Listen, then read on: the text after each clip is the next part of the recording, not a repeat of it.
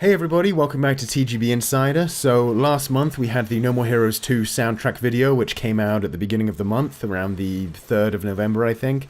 And after that, since you guys have been waiting so long for it, I decided to just jump in and dedicate all my time to making the Resident Evil 2 design video, which took a good 3 weeks of recording all the campaigns, writing down all the flowcharts, making them in Photoshop, writing the video, editing the video. It took a while. It took a good 3 weeks to make, and I decided to just go all in on that instead of like making the next TGB Insider, because you guys have been waiting for it. So we're a little bit backed up on Insiders at the moment, and I actually haven't had time to play all that much in my free time lately, but hopefully there's still a little to talk about today, and let's just jump into it. So one of the games I started playing in October was Wolfenstein 2, The New Colossus, which is the sequel to Wolfenstein The New Order, which came out a couple of years ago, an alternate history first-person shooter in which the Nazis won World War II, and you play as classic first-person shooter protagonist BJ Blazkowicz, who comes back to try and rid the world of this fascist scum. And yeah, I quite enjoyed this game, and I think I enjoyed it more than the first one to some extent. It's an enjoyable first-person shooter with a really interesting premise and sort of an interesting world for you to explore. Yeah, I had a good time with it. The only thing I will say, though, is that I doubt it's a game I'm ever going to play again. And that's because it's a first-person shooter with a lot of sort of, the usual sort of sitting around, watching characters talk, unskippable stuff, kind of stuff that was bearable the first time through because I was actually, quite engaged with the story and the characters, but on a second playthrough, I don't think I'll be able to stomach. And in fact, I booted the campaign up again from the beginning, and I was just, struck this time by like the 10 or 15 minutes of non-interactivity you have to deal with, unskippable stuff before you get to any of the gameplay. And I think this is one of those cases where I can look past it on that first playthrough, because I was enjoying myself. I was enjoying listening to these characters who have to live in this terrible world, and then getting psyched up from those characters and those people to go out in the battlefield and tear some shit up, rip some fucking Nazis apart. One of the problems I had with New Order, the previous game, was that enemies were quite bullet spongy, and here they're still kind of bullet spongy, but I feel like to a lesser extent. I was having a little more fun going around shooting guys. I think the combat was a little more fine-tuned. I played the game on the highest default difficulty, which I think is Death Incarnate, and it was pretty challenging experience to beat on that difficulty, but I really wanted to go with the highest difficulty because in this game you're like part of this resistance. You're this one-man army going against a world that's been completely taken over by Nazis. I really wanted it to feel like I was that one-man army, and if it was super easy, I wouldn't really feel like there was much of a struggle. Like the chips were really down. I like being in a dire situation in a game and really turning the tables. And I think the hardest difficulty really provided that for me. Played Death Incarnate on the original game, and it was a lot harder this time. But I really do think it complemented the gameplay, because you die so easily that when you get a shot in, and the shots feel really good, it has an extra bit of impact. I played the game like on edge. Like the second I saw an enemy, I just fired all my shit into him, and it felt really good because I knew that if I didn't do it quickly, I'd be dead. It's one of those games where I really felt the plight of the characters, so when it cut to gameplay, I was really focused. I felt like, yeah, it's time to go, it's time to kill some Nazis, this is gonna be good. I just liked how they managed to create this interesting world, and also build upon BJ's character, and really, add a little pathos to the guy with his backstory. I enjoyed that stuff, but if you don't enjoy that stuff, if you go into this game and you end up not sort of feeling the story, you probably won't enjoy the game, because it's shoved down your throat to quite an extent. And in fact, there's another difficulty that you unlock at the end called Mein Leben, I think, where if you die, you have to start the whole game again. But I just don't see anyone doing that, because when you start the game again, you got to sit through 15 minutes of goddamn talking again. So, I don't know. I feel like if they can refine things down a bit more, it's still one of those games where they can't really figure out a way to do boss fights properly. The game sort of kind of ends with like a bunch of enemies coming at you, which is always a little disappointing. I think if they can figure out that kind of stuff, You know, add a little more content in here. It's not the longest game in the world. I think the third game could be pretty cool. So yeah, Wolfenstein 2. I think it's definitely worth checking out if you're a fan of first-person shooters and you see it on a sale. I was actually considering making a video about this, but again, that was after the No More Heroes 2 video, and I really wanted to get Resident Evil 2 out, so I didn't make the video review about it, and I think the game is quite polarizing at the moment, so I don't think I want to put sort of like a critique out yet until I've let the game sort of sit in my mind for a while, for a few months or a year or something, so I can come back to it and really have a proper look at it. I don't want to jump in quite yet in the public sphere and make a big deal about whether or not it's great or bad or whatever, so, okay. This seems to be the Bethesda hour, because another game I've been playing has been The Evil Within 2, the sequel to the Shinji Mikami directed horror game, The Evil Within, which I think came out in 2014. Developed by Tango Gameworks. Shinji Mikami didn't direct this one, he was just sort of executive producer, so kind of got some fresh blood directing this game. The Evil Within series is weird because I'm still trying to kind of get it. Not like the story stuff, but sort of trying to get what they were going for with the gameplay, because it feels, you know, extremely standard. You know, with the first game, you were kind of expecting Mikami to like really do something like next level, and I know that's a lot of pressure to put on him, but a lot of the times he does manage to pull off like genre-defining masterpieces, so I'm sorry, Mikami. But the mechanics, I mean, I don't want to go into like trying to do a full review of The Evil Within here on the spot, but I'll say that, like, I don't think those mechanics were as impressive as they could have been because The Last of Us came out like a year before and had very similar stuff in it. You know, very similar gameplay loops, crafting, bows,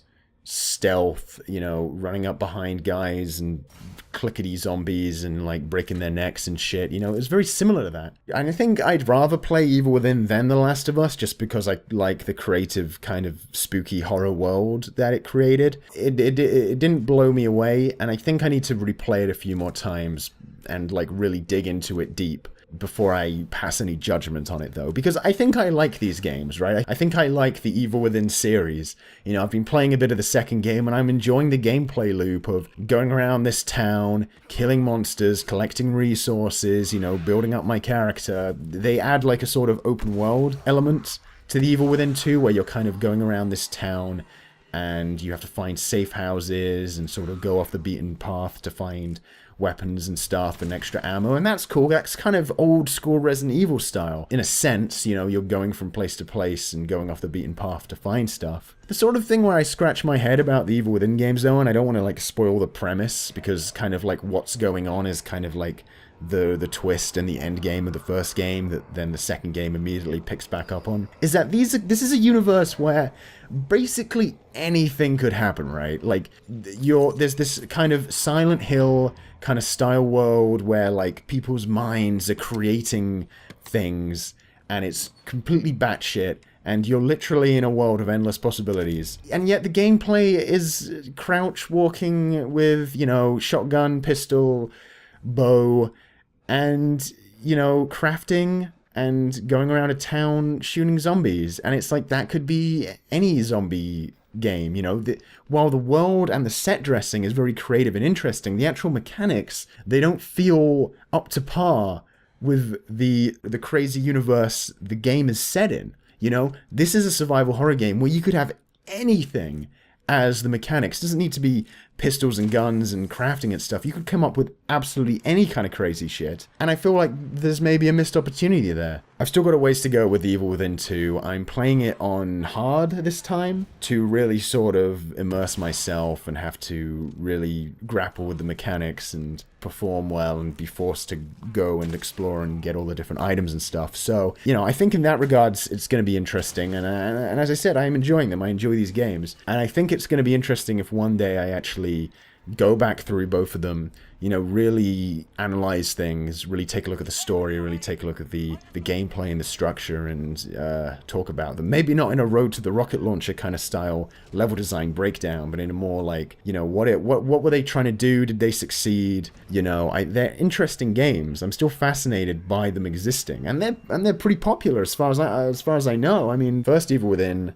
you know, sold pretty well, and that's why they got to make the second one. So I don't know, it's going to be interesting. Just a lot of survival horror content coming to the channel, I think, is basically what I'm saying here. And that's really all I've been playing, unfortunately. I wish I had more to say. I picked up Operation Raccoon City on a sale, which is a game that I have played before, but this is the first time I've owned it. And I kind of saw it on sale, and, I've been playing Resi 2, and I'm going to be playing Resi 3 soon for the next episode. And I was kind of curious to sort of go back into Operation Raccoon City and see what they did with that idea. Basically, it's this kind of semi-canon what-if scenario where you play as a bunch of Umbrella operatives during the Raccoon City zombie outbreak, which takes place over the course of Resident Evil 2 and 3. So you're basically going around Raccoon City, seeing events from different angles and, meeting certain characters from those events, doing dirty deeds for the Umbrella Corporation. And it's like, that's a cool idea, I guess. I don't know. It's kind of cool to be back in Raccoon City, seeing things in 7th generation visuals. I mean, maybe. Even though the levels are, like, huge now because it's this squad-based, cover-based third-person shooter game, it's really kind of tedious, boring gameplay loop here where you just, you run to cover, you duck, you shoot. Each character has their own little ability, their own little special quirks. You run around, I haven't played it in multiplayer. Maybe it's a little more fun in multiplayer, but it is, it is just a slog. The gunplay doesn't feel all that satisfying. It's kind of weird, and that's like the one thing you do in the whole game. I think my favorite part at the beginning is where William Birkin shows up, because it kind of chronicles when Hunk and his team went to get the G-Virus, and there's a segment where William Birkin is Crash Bandicoot chasing you down the hallways. I don't know, guys. As far as news is concerned, there's nothing really much going on I want to talk about, really. We've had all the